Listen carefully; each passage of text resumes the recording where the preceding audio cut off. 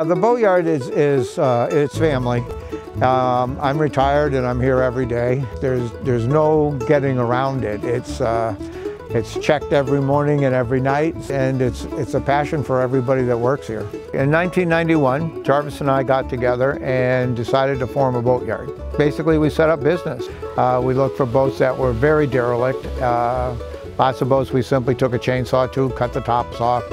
And during that period of time, for about 12 or 15 years, we couldn't do them fast enough. And so that was our model. We stored boats here. We slowly built up our storage business, and that's now very strong. And we still do rebuilds on Newmans.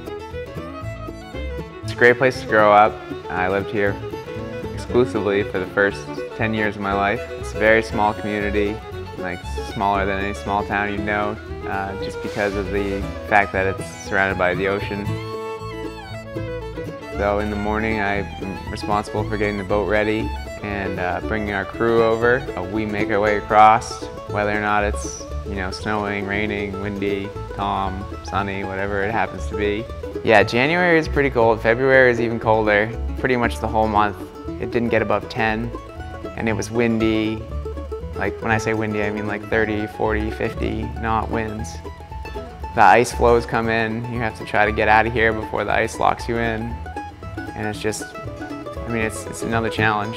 It's part of working on the island, Nothing's easy out here. This one that the boys just completed was I want to say it's number 9 or 10 of Bunker and Ellis's that we've done fairly major rebuilds on. And this particular boat is the last surviving Bunker and Ellis, what they call the Bunker and Ellis wide bodies. A job like that is really like every boat builder's dream, to be able to take some old wooden boat and completely refurbish it. Just gutted the boat right down to the hull, and on the hull itself we replaced 25 planks and 24 ribs and 8 floor timbers. So I mean, even the hull itself needed a lot of work, but the design is an amazing design, and the sheer line it has and just the way it goes through the water, it's nothing like you're gonna see in any kind of modern boat.